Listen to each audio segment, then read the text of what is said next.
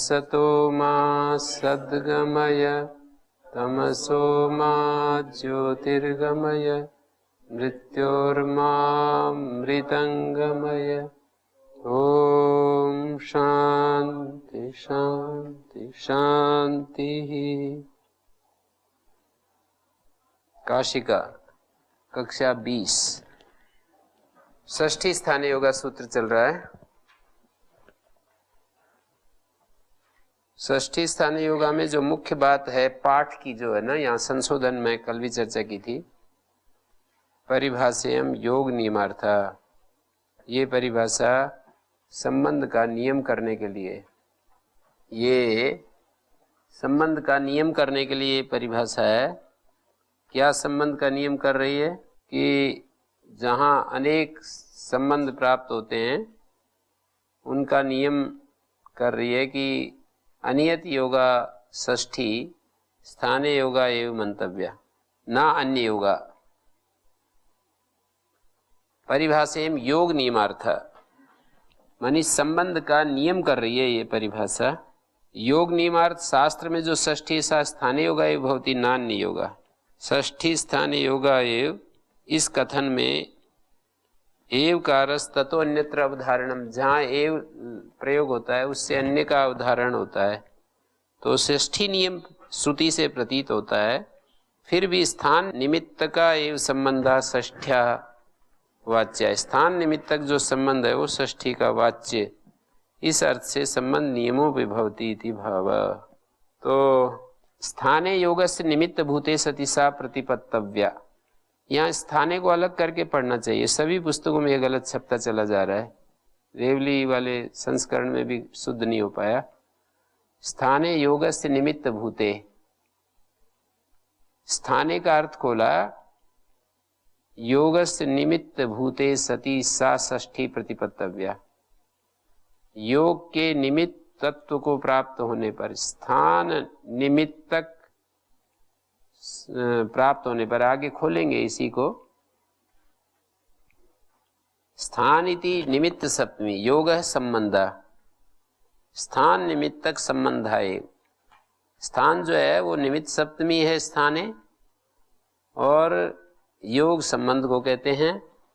तो स्थान निमित्तक संबंध वाली ही होती है षष्ठी। एतदेव स्पष्टीकुर्वन् आह स्थाने योगस्य निमित्त भूते, स्थाने योगस्य निमित्त भूते निमित्तत्वं प्राप्ते, भूते का अर्थ प्राप्ते है, निमित्तत्वं प्राप्ते सति सा प्रतिपत्तव्या वेदितव्या। भूत शब्द यहाँ प्राप्त शब्द के अर्थ में देव भूता देवत्वं प्राप्त, और निमित्त ग्रहण करते हुए सूत्र में जो स्थाने योगा में स्थाने शब्द है ना, वो निमित्त सप्तमी है, ये दिखा दिया। और योग कौन सा है? योग का मतलब क्या है? स्थान्य आदेश भाव लक्षण रूप। स्थानीय और आदेश, स्थानीय और आदेश भाव ये लक्षण है जिसका, ये स्वरूप है जिसका, ये योग का अर्थ यहां पर लिया जाएगा। स्थान स्थानीय आदेश भाव लक्षण वाला होता है योग। तो इस तरह से स्थान के वैसे 3 अर्थ होते हैं। एक अर्थ होता है अपकर्ष, एक होता है निवृत्ति, और एक प्रसंग।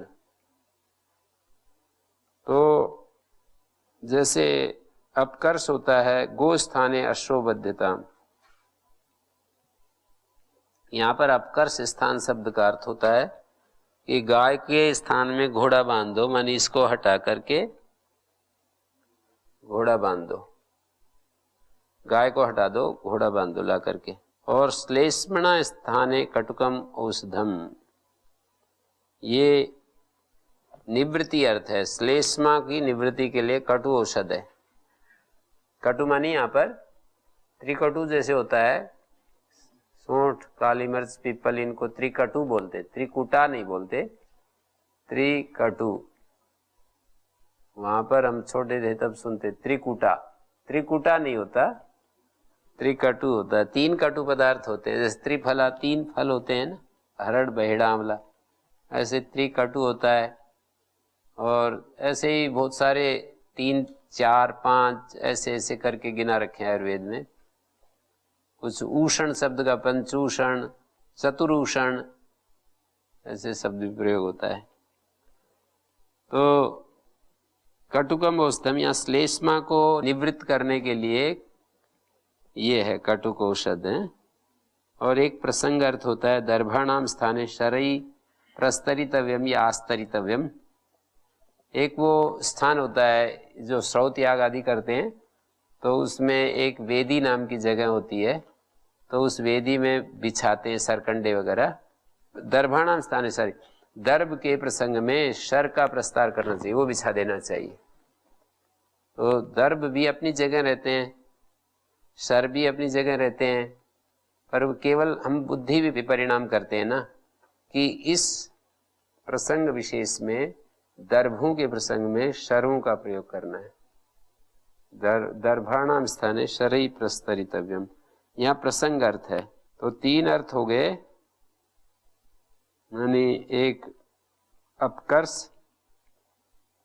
अपकर्ष तो अपकर्षण होता है ना, यानी उसको वहां से हटा दो, एक बार अपकर्षण कर दो इसका। तो इस तरह से ये 3,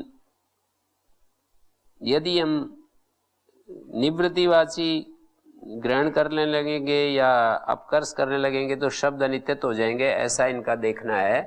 शब्द होते हैं नित्य, शब्दों में कभी भी ये सहन नहीं होने वाली बात कि वो अनित्य हो जाए तो अनित्य हो जाओ, ऐसा नहीं कह सकते। वैयाकरण ऐसा नहीं सोचेंगे, मीमांसक ऐसा नहीं सोचेंगे। शब्द अनित्य होते हैं तो अनित्य हो जाने तो क्या इसमें आता जाता है? पूरा जो भव्य भवन है वही ढह जाता है जिसके ऊपर खड़ा है ये। मीमांसक और वैयाकरण क्या मान रहे हैं कि जितने भी शब्द होते हैं वो नित्य हैं, मानी सदा से हैं, वो बनते नहीं है, सदा से हैं, इसी तरह से हैं। पहली सृष्टि में भी ऐसे ही थे, इस सृष्टि में भी। आज जिसको हम सूर्य कहते हैं पहले भी उसको सूर्य कहते थे, आज जिसको जल कहते हैं पहले भी उसको जल कहते थे।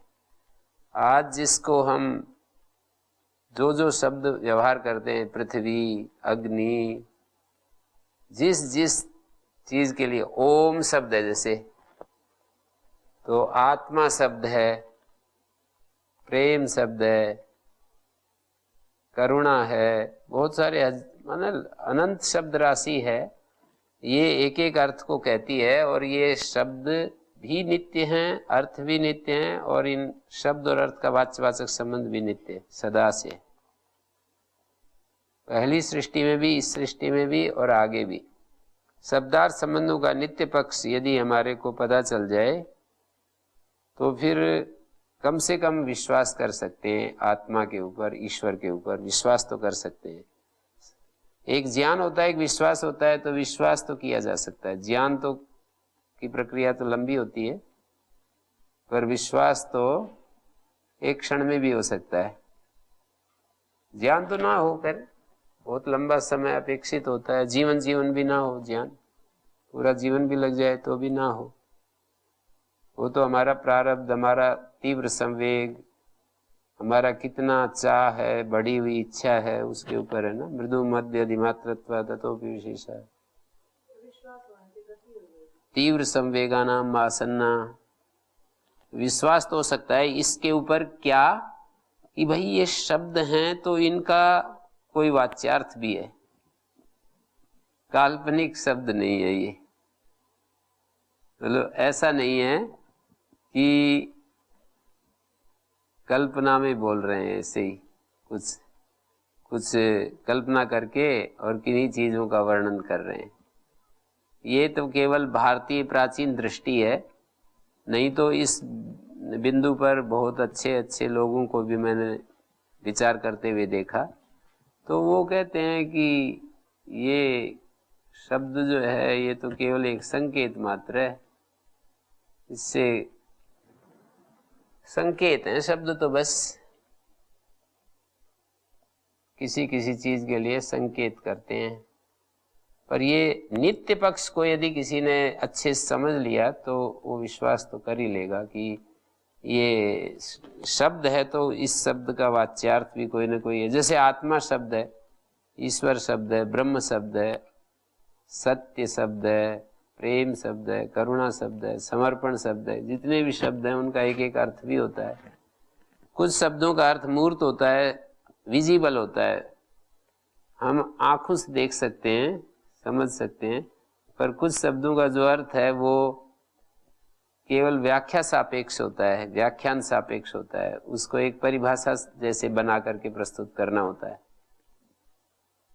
जैसे हमने ओम शब्द का ऐसे देख तो सकते नहीं, कोई दिखा भी नहीं सकता है कि ये रहा अर्थ, इसको समझ लो। पुस्तक कहने से ये सामने आ जाती है, धरती कहने से ये धरती, पृथ्वी कहने से, सूर्य कहने से, वायु कहने से। वायु भी नहीं देख सकते पर उसको त्वचा से, भाई जो ये स्पर्श हो रहा है ना, यही वायु है, ऐसे हम बता देते हैं। लेकिन जो आत्मा है, ईश्वर है, ऐसे कितने ही सारे शब्द हैं। संस्कार हैं, संस्कार हैं, संस्कार जो शब्द है, प्रेत्य भाव है, पुनर्जन्म जिसको कहते हैं, उनको हम मुक्ति है, मोक्ष है, ये शब्द जो हैं ये किसी न किसी अर्थ को दे रहे हैं। वो अर्थ को जिसको प्रकट कर रहे हैं, बेशक वो हमारे जानकारी में नहीं आ रहा है पर वो है जरूर, तो उसको हम मान तो सकते ही हैं। ये इनकी दृष्टि है कि शब्द अनित्य यदि हो जाएंगे, शब्द अनित्य हो जाएंगे, या उन शब्दों का जो संकेत है जिसके लिए किया गया वो कोई स्थिर नहीं है, तो काल्पनिक है, तो हम फिर काल्पनिक है तो ये कैसे हम कहें कि ये चीजें भी हैं। पर ये तो एक सीधा सा, एक सरल सी बात हमारे सामने रखी इन्होंने कि शब्द है, अर्थ है और उन दोनों का संबंध है और ये नित्य है। ये एक बात रखी। शब्द नाम का एक घटक है इस अस्तित्व में, शब्द, और उस शब्द का जो अर्थ होता है कंबु ग्रीवादिमान, और उन दोनों का संबंध। या इसके साथ में बृहदारण्यक में कर्म शब्द भी जोड़ते हैं। शब्द है, अर्थ है और कर्म है। जैसे घट एक शब्द है, घट एक अर्थ है, जो हम पानी आदि लेते हैं, भरते हैं, वो उसका कर्म है। शब्द, शब्द का अर्थ घट जो कंबुग्रीवादिमान, और कर्म, कर्म का मतलब जलाहरण आदि। तो कर्म का मतलब हर पदार्थ के साथ कर्म जुड़ा हुआ है। सूर्य शब्द है, सूर्य अर्थ है और उसका कर्म है। उसका जो एक कर्म होता है वो भी एक तीसरा होता है। तो बृहदारण्यक उपनिषद में यही कहकर समझाया कि नाम रूप, नाम मानी शब्द, रूप मानी अर्थ और कर्म, ये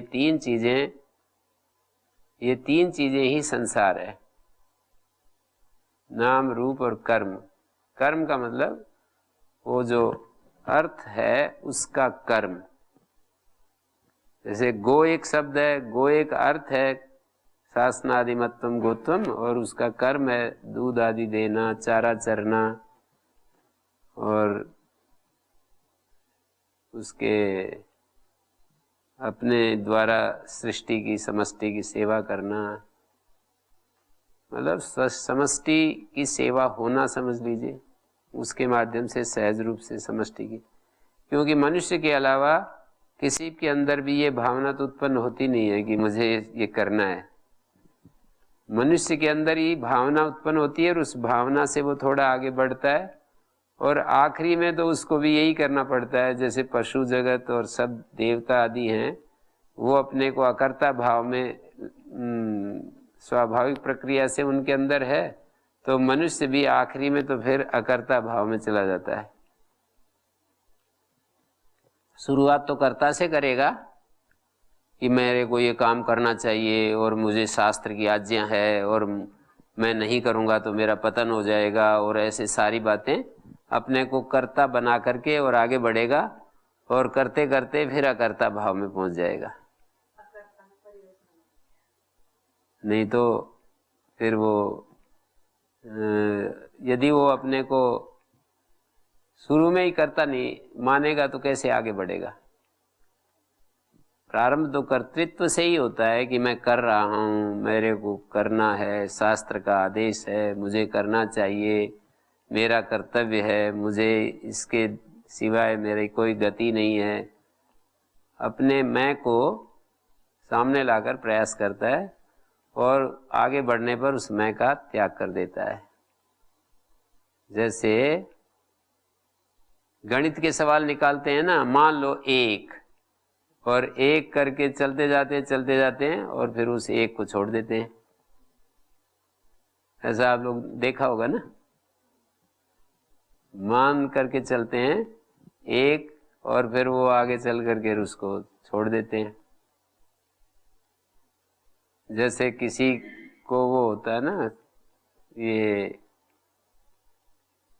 मान लीजिए ऐसी स्थिति हो, 8 चीजें हो और वो बराबर बराबर बांटनी हो, 8 चीजें और उनका विभाग, जैसे 8 पशु हैं, गाय हैं, और वो 3 पुत्रों में उसने कहा कि बराबर बांट लेना। तो कैसे बांटे? तो किसी ने कहा कि इनको मैं करता हूँ हिसाब इनका, तो 3 पुत्रों को हैं, हाँ कुछ ऐसा था उसमें, कुछ करते हैं, एक उसने अपनी मिला दी और कुछ, तो कुछ है, मतलब ये है कि ये कुछ है, हम शुरू में मानते हैं और फिर आखिरी में उसको छोड़ देते हैं। सपोज करते हैं ना, तो ये शब्दों का नित्यत्व है। मैंने एक गुरु विरजान जी के बारे में एक वाक्य सुना था, एक भगवदत्त रिसर्च स्कॉलर हुए हैं, बड़े ऐतिहासिक विद्वान, कि उन्होंने शब्दार्थ संबंध के नित्य पक्ष को ठीक से समझ लिया था। ऐसा एक वाक्य मैंने, शब्दार्थ संबंधों का जो नित्य पक्ष है उसको ठीक से समझ लिया था। हाँ ओम गुरु जी, जैसे कई शब्द हम देखते हैं कि वो पहले तो दूसरे अर्थ में प्रयोग होते थे और अभी दूसरे में प्रयोग होने लग गए, तो फिर यहाँ कैसे नित्यता देखेंगे? नहीं, वो तो है जरूर, पर नित्य का मतलब यही है कि जो पदार्थ हमको दिख रहे हैं उनके लिए जो शब्द हैं, ऐसे तो होता है और वो परिवर्तन हो जाता है, उतने अंश में वो स्वीकार्य भी है। पर नित्य इस अर्थ में मानते हैं कि जैसे पहले भी सूर्य को सूर्य कहते थे, अब भी सूर्य को सूर्य कह रहे हैं। वो वेद में जिन शब्दों का प्रयोग हो रहा है पदार्थों के लिए, वस्तुओं के लिए, और वो नित्य क्रियाएं भी जिस क्रिया को कहने के लिए होती हैं, अनेकार्थों भी धातु भवंती, तो धातुओं में तो खैर निश्चितता नहीं है, और ऐसे निश्चितता यूं भी नहीं है शब्दों की कि इस शब्द का यही अर्थ होता है। बहुत सारे अर्थ होते हैं, जैसे बहुत सारे अर्थ होते हैं, पर वो हमारी सामर्थ्य से अंतर्गत नहीं है कि कौन कौन से अर्थ हैं हम जान लें उसको। महाभाष्य में एक जगह कहा है कि को ही नाम समर्था धातु प्रातिपदिक प्रत्यय निपाता नाम अर्थ ज्ञाने समर्था स्यात्। कौन है इनको अर्थों को समग्रता से जान ले? कौन ऐसा समर्थ है जो इन सब के अर्थों को जान सके? वो है, पर कुछ शब्दों को ही मैं तो सामने रख करके कह रहा हूं कि पृथ्वी, सूर्य, जल इत्यादि इत्यादि जो वैदिक शब्द वेद में भी जिनको हम सुनते हैं और व्यवहार में भी हैं, और सबसे बड़ी बात ईश्वर, आत्मा, मोक्ष आदि जो शब्द है ना, पहले तो नौजवान उम्र में जब हमारी बहुत ज्यादा वृत्तियां रजोगुणी तमोगुणी होती हैं, बाल्यकाल तो तमोगुण से ज्यादा प्रधानता होती है और युवावस्था रजोगुण प्रधान होती है, तो जिसमें बहुत ज्यादा रजोगुण प्रधान होता है, चंचलता होती है, मन स्थिर नहीं होता है, तो उस अवस्था में मन में ये निश्चय नहीं हो पाता है कि ये ऐसा ही है। संशय आते रहते हैं कि कभी ऐसे ही कल्पना कर रखी हो, कभी ये चीजें कुछ भी नहीं हो, धर्म, कर्म, ईश्वर, मोक्ष, मुक्ति, ये कुछ भी ना हो, वैसे ही बना रखा हो और तू कभी वंचित रह जाए सारे संसार के सुखों से, ऐसा उसके मन में संशय आता रहता है। तो वो कह रहा हूं कि मन को थोड़ा विश्वास से भी चलाया जा सकता है, ऐसा बुद्धि के द्वारा निश्चय किया जा सकता है कि ये है जरूर भाई। यदि तूने इसके विपरीत किया तो बहुत ज्यादा मतलब हानि हो जाएगी, बहुत ज्यादा। ऐसा नहीं कि ये कल्पना है अवश्य। तो ऋषियों का तो ये मत बिल्कुल है, पूरा व्याकरण और मीमांसा इस बात से बिल्कुल एकदम से तुला हुआ है, इस बात को सिद्ध करने में कि शब्द नित्य है, अर्थ नित्य है और उनका संबंध नित्य है। शब्द अर्थ और उनका जो संबंध है, दोनों का संबंध, और एक एक अर्थ का जो कर्म है वो भी, एक एक अर्थ का जो कर्म है, अर्थ का मतलब चीजें, जो एक एक चीज जिस प्रयोजन से बनी है वही उसका कर्म है, प्रयोजन ही कर्म है। तो वो अवश्य है, उसमें संशय की बात नहीं। इस संदर्भ को लेकर के मैंने बोला कि ये क्यों अपकर्ष निवृत्ति को स्थान नहीं दे रहे हैं। स्थान शब्द का अपकर्ष एक की जगह दूसरे को बिठा दिया, जैसे अस की जगह भू ला करके बिठा दिया हमने, अस को निवृत्त कर दिया, या अस को हटा करके भू को लाकर बिठा दिया।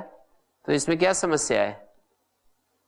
भविता बनाना हमको, अस हटा दिया और भू ला करके बिठा दिया, भविता बन गया। इसमें क्या समस्या हो रही है? क्यों?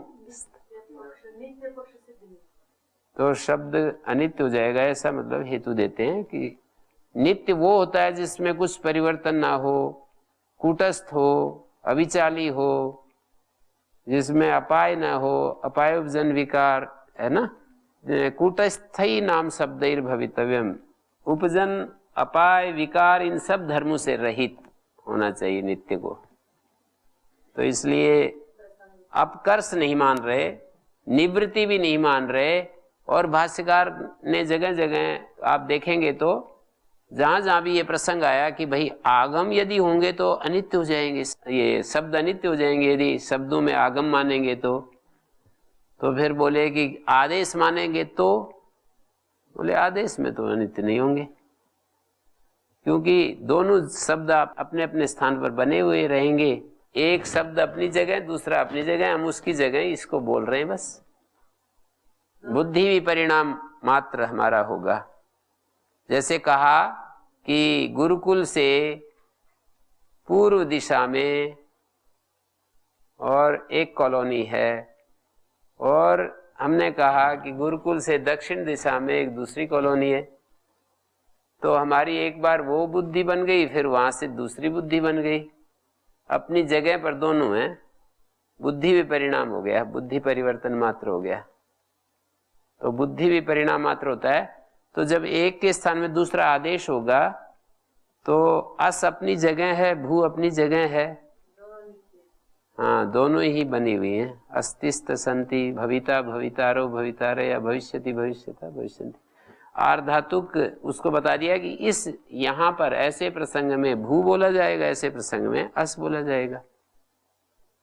जैसे यज है तो यजति यजता यजंती और इज्जते इज्जते इज्जन्ते, तो दोनों ही हैं। यज अपनी जगह है, इज अपनी जगह है। हम संप्रसारण करके यज की जगह जो इज कर देते संप्रसारण, इससे भी कोई कहेगा कि ये दो अनित्य हो रहा है, एक वर्ण हट गया दूसरा वर्ण आ गया। तो बोले नहीं, वो तो केवल प्रक्रिया मात्र है। यज अपनी जगह है, इज अपनी जगह है, दोनों ही साधु हैं, हटा नहीं रहे। यज से बुद्धि परिवर्तित कर रहे हैं, यज से हट करके इज पर आ रहे हैं बस। यजती यजता यजंती, वहां पर यज बोलते हैं, इज्जते इज्जते इज्जन्ते। सारे शास्त्र में जो ये आदेश हैं वो इसी तरह से हैं। कहीं पच है, कहीं पाच हो गया, तो आप क्या कहेंगे कि अनित्य है? शब्द अनित्य है।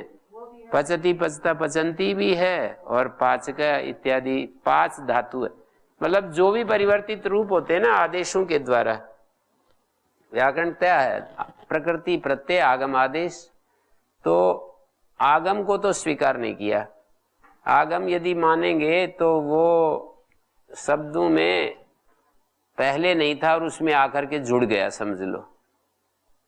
पर यदि आदेश मानते हैं तो अनित्य पक्ष नहीं रहता है, फिर एक की जगह दूसरा आ जाता है। तो जितनी भी धातुएं धातु पाठ में मूल रूप में जो स्वीकृत हैं वो तो केवल प्रक्रिया दर्शाने के लिए है, वो सारी धातु होती हैं उस अर्थ को देने के लिए। वो सबको ही यदि धातु रूप में स्वीकार करते तो व्याकरण बहुत बड़ा हो जाता है। इसके लिए जैसे पच भी है, पाच भी है, पक भी है, पाक भी है, ये चार जो शब्द बोलने मैंने बोले, पच, पाच, पक, पाक, ये चारों ही शब्द उस अर्थ को दे रहे हैं। यज, इज, इश, याज और यष्टः, यष्टा, यक्षति, यक, इष्टि, इस, इज्जते, इष्टि, कितने सारे हो गए। याज कहो, यज कहो और यक कहो और इस कहो और इज कहो, याज, यज, यक, इज, इश, इष्टि तो प्रत्यय है अलग, इस धातु की बात कर रहा हूं मैं। यज, इज, याज, यज, यक, याजक, यजति, यक्षति, तीन हो गई। याज, यज धातु, याज धातु, यक धातु। फिर इज, इज्जते, इस धातु। फिर इष्टि, इस धातु। और ये सारी धातुएं एक यजन अर्थ को दे रही हैं। परिवर्तन तो केवल समझाने के लिए हमारे को असत्य मार्ग में स्थित होकर के उस सत्य की अन्वेषणा की गई है। हाँ जी।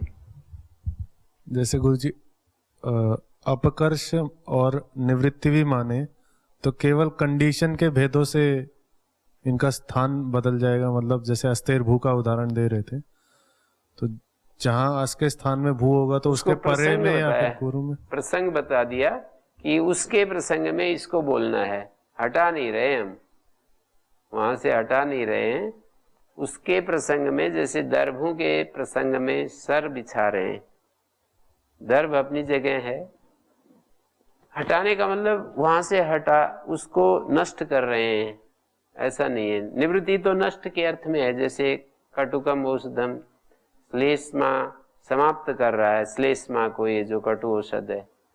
और अपकर्ष में खींच करके उसको फेंक दिया, एक हटा दिया, दूसरी जगह हटा दिया, उतने अंश को हटा दिया। तो हम प्रसंग में हटाते नहीं, प्रसंग में दोनों ही अपनी अपनी जगह पर होते हैं, हम केवल उसके प्रसंग में इसको प्रयोग कर रहे हैं। तो ये जो यज और ईज है जैसे, तो यहाँ भी वो नहीं कर रहे, परिवर्तन नहीं करे। एक वर्ण के स्थान में दूसरा वर्ण अगर बैठेगा तो ये भी एक प्रकार का अनित्यत्व आ जाएगा शब्द में। तो क्या करेंगे, यज के अर्थ में यज एक क्रियावाचक शब्द है और उसी अर्थ में एक इज भी क्रियावाचक शब्द है, उसी अर्थ में याज भी क्रियावाचक शब्द है, उसी अर्थ में यक भी क्रियावाचक शब्द है, उसी अर्थ में इश भी क्रियावाचक शब्द है। एक ही अर्थ में इतने क्रियावाचक शब्द हैं। ये कहीं वृद्धि कर देते हैं, कहीं चौकू कर देते हैं, कहीं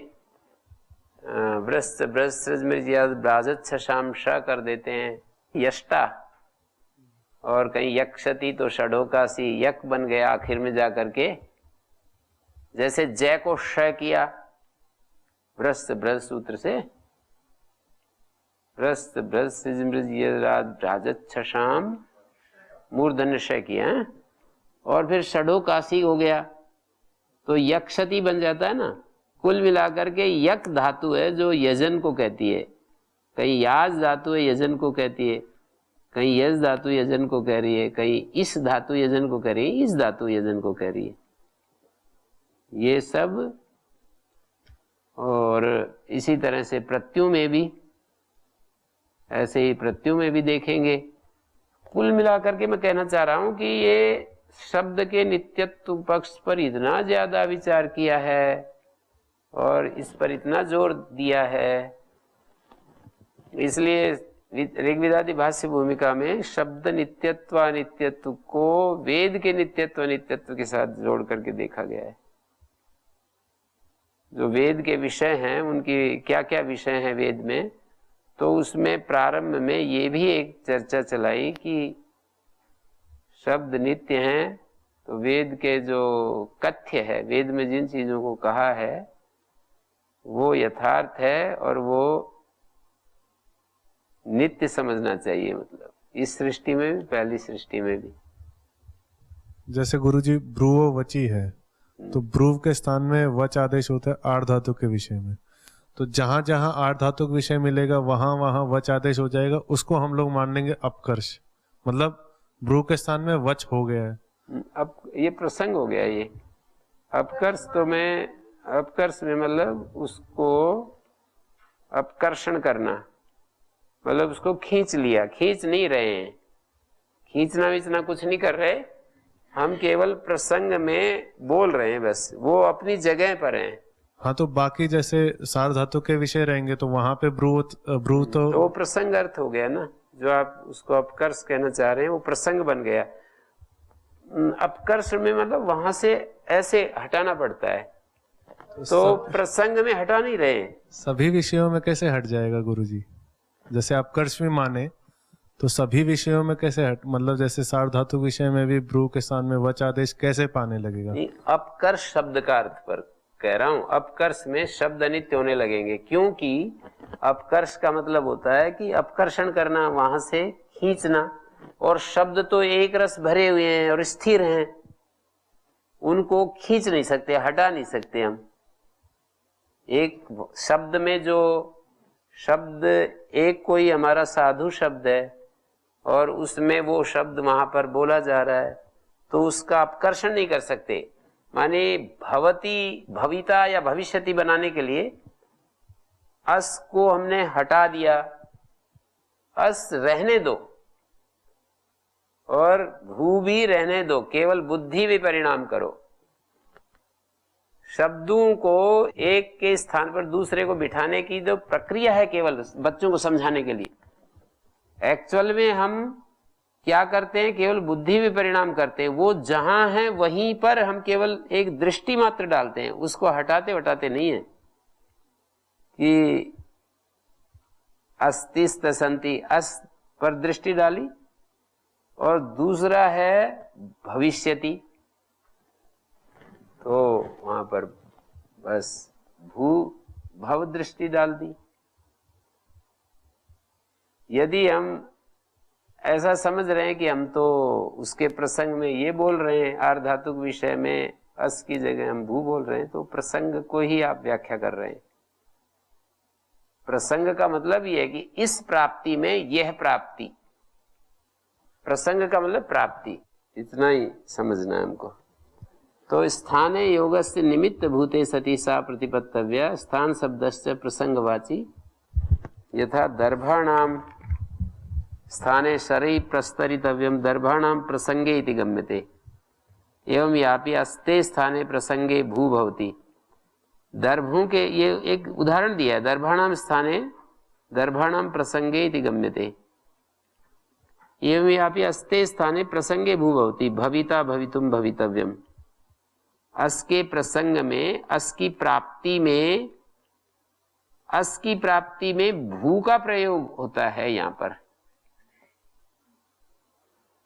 भ्रुवा प्रसंगे वचिर भवति संबंधस्य निमित्त भूते, यहां पर कहा ना प्रसंगे, प्रसंग का मतलब है ये ब्रुवा जो षष्ठी है वो योग का मतलब संबंध, संबंध के प्रसंग निमित्तक, संबंध जो है जब स्थान निमित्तक, स्थान निमित्तक माने प्रसंग निमित्तक, प्रसंग को निमित्त बना करके संबंध जब उपस्थित होता है तो ब्रू को षष्ठी, ब्रू धातु में ब्रुआ में षष्ठी समझनी चाहिए। प्रसंग निमित्तक संबंध के उपस्थित होने पर हमारे जो संबंध है, जैसे देवदत्तस्य पुत्र, यहां पर देवदत्तस्य का जो संबंध है पुत्र के साथ वो पुत्रत्व निमित्तक है, एक वाक्य बोला जाता है, देवदत्तस्य पाणिः पुत्रः कंबलः। देवदत्तस्य पुत्रः पाणि कंबलः। देवदत्त का पुत्र, देवदत्त का हाथ, देवदत्त का कंबल यहाँ पर दिया है। एक उदाहरण दिया है इसको, षष्ठी स्थाने योगा सूत्र पर। तो यहाँ पर ये बात आई कि देवदत्तस्य यज्ञदत्ता, हाँ 2 शब्द है, देवदत्तस्य यज्ञदत्ता, देवदत्त का यज्ञदत्त, ऐसे 2 शब्द हैं। तो यहाँ पर देवदत्त और यज्ञदत्त के बीच में जो संबंध है वो पुत्रत्व आदि के द्वारा होगा। तो अस्तेर भू, इस षष्ठी स्थान होने से अस्तेर भू, तो स्थान निमित्तक संबंध का निश्चय हो जाएगा। जैसे पुत्रत्व निमित्तक संबंध होता है देवदत्तस्य यज्ञदत्ता, यहाँ पर देवदत्तस्य यज्ञदत्ता किम अस्ति, कः अभिसंबंध अस्ति देवदत्त यज्ञदत्तयोः मध्ये, तो कहेंगे पुत्रत्व निमित्तक, पुत्रत्व द्वारक, पुत्रत्व निमित्तक, देवदत्त का पुत्र यज्ञदत्त। वैसे ही अस्तेर भू, यहां पर प्रसंग निमित्तक संबंध है। अस की प्राप्ति होने पर भू का प्रयोग करना है। दर्भणाम प्रसंगे सरई प्रस्तरितव्यम। स्थान निमित्तक संबंध, ये जो अस्तेह में षष्ठी है, ये स्थान माने प्रसंग को निमित्त बना करके, जैसे पुत्र को निमित्त बनाकर 2 चीजों में हमने संबंध दिखाया। देवदत्त से पुत्र, पुत्रत्व, पितृत्व कोई भी हो सकता है, वो तो एक शब्द पकड़ रहे हैं। जैसे देवदत्त का पुत्र भी हो सकता है, जब देवदत्त का पिता भी हो सकता है, देवदत्त का भ्राता भी हो सकता है, देवदत्त का ससुर भी हो सकता है, देवदत्त का श्यालह भी हो सकता है, देवदत्त का पितृ भी हो सकता है। पर जब हम बोलते हैं देवदत्त से यज्ञदत्ता, तो पुत्रत्व आदि, आदि सब लगा रहा हूं इसलिए, देवदत्त से यज्ञदत्ता पुत्रत्व आदि द्वारक संबंध होता है। वैसे ही अस्तेर भू, यहां पर प्रसंग द्वारक अस्ते और भू का संबंध है। अस की प्राप्ति में भू का प्रयोग होता है। और एक इसमें यह भी किया है इस सूत्र में, स्थानेन योगो अस्याः, ऐसा भी समास किया है। स्थान के साथ, मानी सूत्र का अर्थ बताते समय स्थान के साथ संबंध है जिसका, ऐसी होती है षष्ठी। व्यधिकरण बहुब्री तो दोनों ही जगह है। स्थाने योगो अस्या, सप्तमी, पूर्व में सप्तमी माने या तृतीया माने, स्थाने योगो अस्याः एवं भूता भवती षष्ठी, या स्थानेन योगो अस्या, निपातन से तृतीया का जो टा था ना उसको ए कर दिया। स्थान और टा की जगह ए बिठा दिया और अतो गुणे से पररूप कर दिया, स्थाने बन गया। तो स्थाने योगो अस्याः, स्थानेन योगो अस्या, ये अर्थ देगा।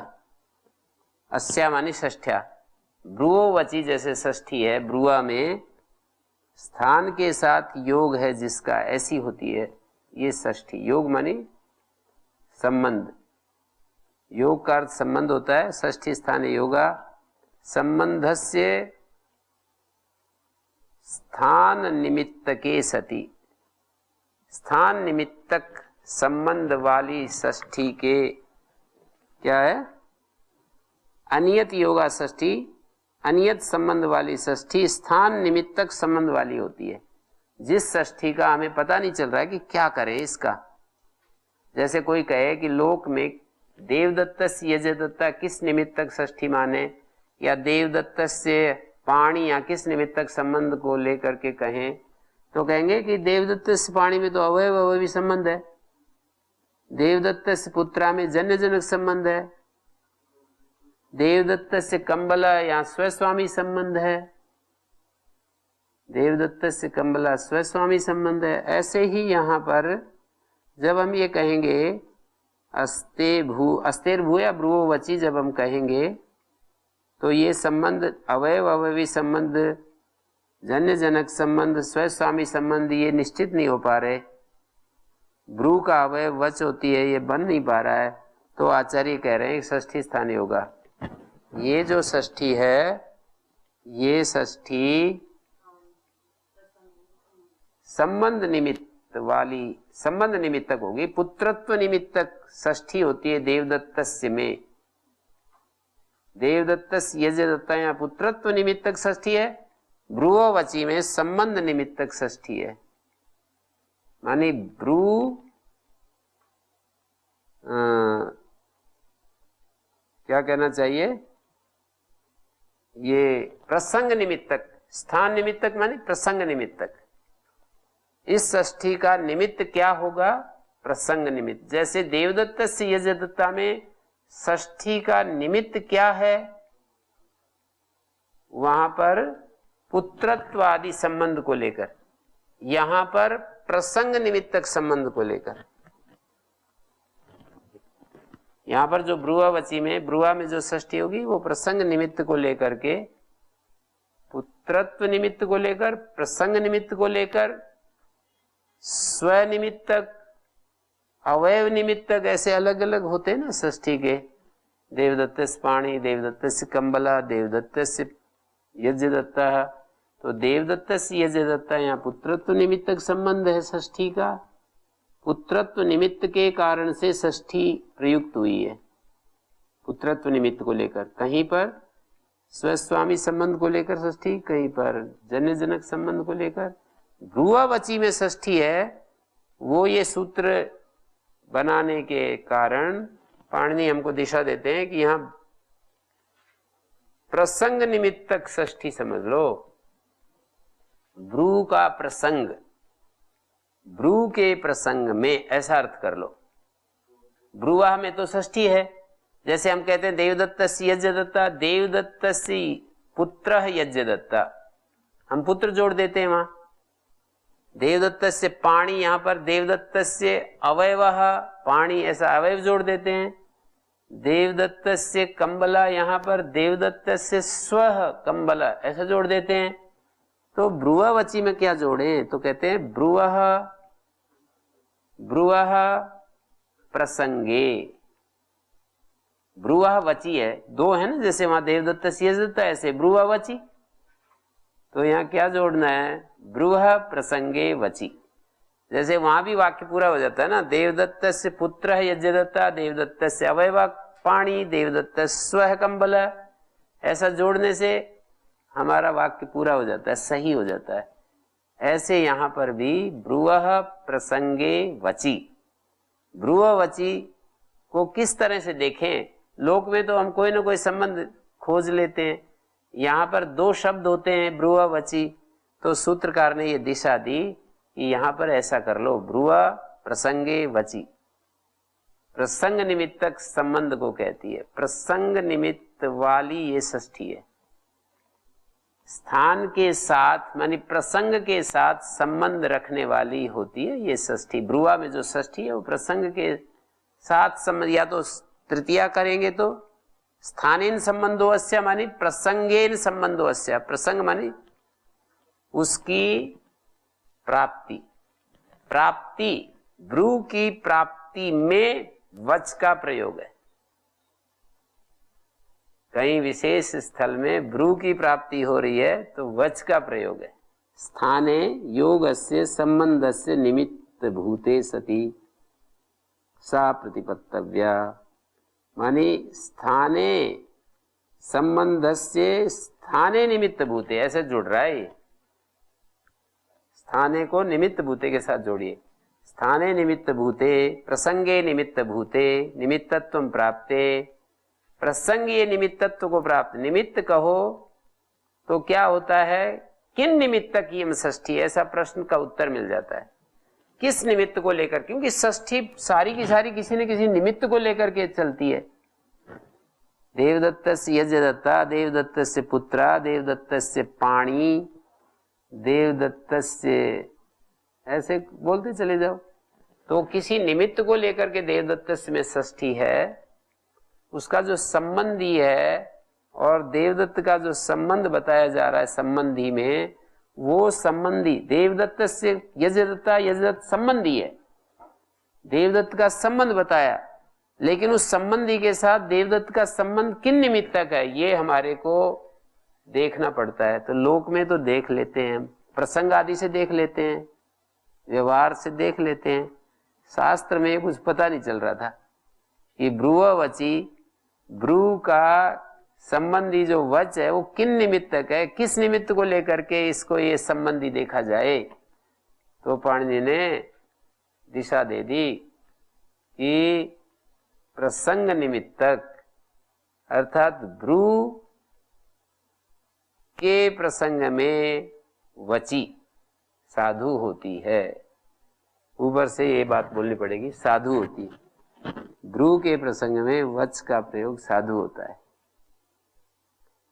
ये जो शब्द है ना, इनको इसमें सेट करना थोड़ा कठिन सा लगता है, इसलिए इतना बोल रहा हूं मैं। स्थाने योगस्थ निमित्त भूते सती सा प्रतिपद्यव्या, स्थान शब्दस्य प्रसंगवाची, यथा दर्भाणाम स्थाने सरई प्रस्तरितव्यम दर्भाणाम प्रसंगे इति गम्यते, यापि अस्ते स्थाने प्रसंगे भू भवति, अस के स्थान में अस के प्रसंग में भू होता है। ब्रुवा प्रसंगे वची भवति, प्रसंगे का मतलब है प्रसंगे निमित्त भूते, संबंध जो है प्रसंग के निमित्त होने पर, संबंध जो है वो प्रसंग निमित्तक होना चाहिए। इसीलिए मैंने स्थाने को ना इससे अलग करके कहा कि इसको अलग करके देखना चाहिए। स्थाने योग से जुड़ेगा नहीं है। स्थाने योग से यदि कहोगे ना तो ये स्थाने निमित्त भूते के साथ संबद्ध नहीं हो पाएगा, और स्थाने जुड़ रहा है निमित्त भूते के साथ। योगस्य का मतलब संबंध, जैसे आगे चल करके व्याख्या की ना उन्होंने, प्रसंगे अलग कर दिया, फिर संबंधस्य निमित्त भूते किया। वो जो शुरू में स्थाने योगस्य बोला है उसी को यहाँ पर योगस्य मानी संबंधस्य, और स्थाने की जगह प्रसंगे लिख दिया। तो प्रसंगे संबंधस्य निमित्त भूते ब्रुवा इति षष्ठी। सप्तमी में भी चलेगा, तृतीया में भी चलेगा। प्रसंग के साथ संबंध रखने वाली होती है षष्ठी, साथ सहयोग में तृतीया कर देंगे। स्थानेन संबंधो अस्य, स्थान के साथ मानी प्रसंग के साथ संबंध रखने वाली होती है षष्ठी, या प्रसंग में संबंध है जिसका, ऐसी होती है षष्ठी। शास्त्रीय षष्ठी, अष्टाध्यायी में जो षष्ठी है वो कैसी होती है, बोले प्रसंग में संबंध है जिसका, ऐसी होती है। ब्रुवावची है तो ब्रुवावची में जो षष्ठी है ब्रुवा, वो और उधर वची है, तो ये षष्ठी प्रसंग में, प्रसंग के निमित्त से षष्ठी का संबंधी के साथ संबंध है। ब्रुवा षष्ठ्यंत है, उसका संबंधी षष्ठ्यंत होगा तो कोई ना कोई संबंधी भी होगा। तो ब्रुवा का संबंधी है वची। अब इनको कनेक्ट कैसे करें, तो कनेक्ट करने का उपाय बताया कि ब्रुवः प्रसंगे वची साधुर्भवति, ब्रू के प्रसंग में वच साधु होती है।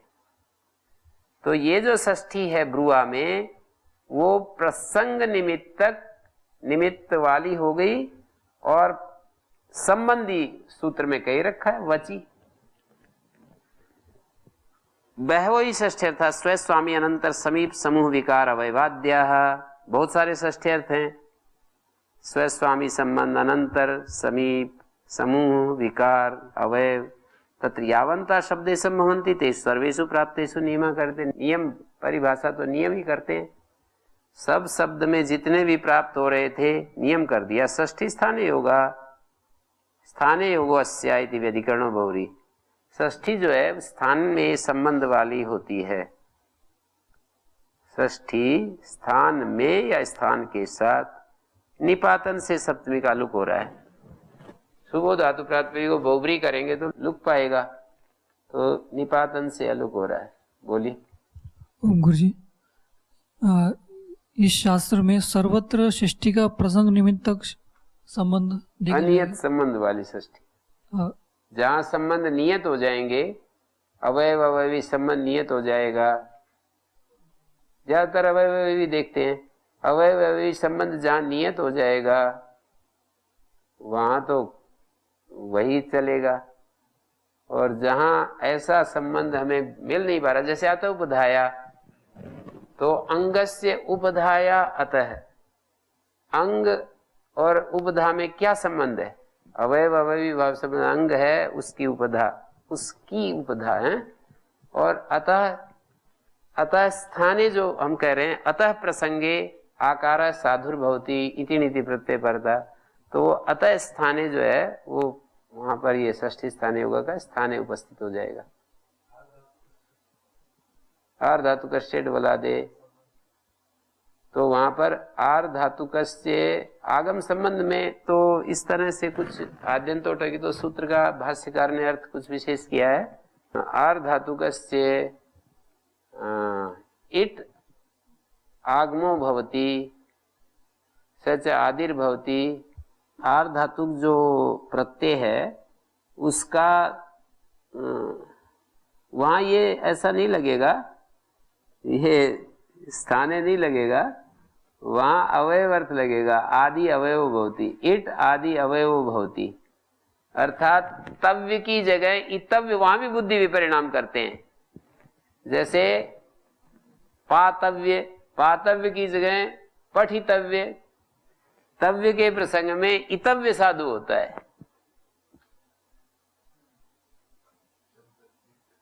शब्द नित्यत्व के कारण तव्य के प्रसंग में इतव्य साधु होता है।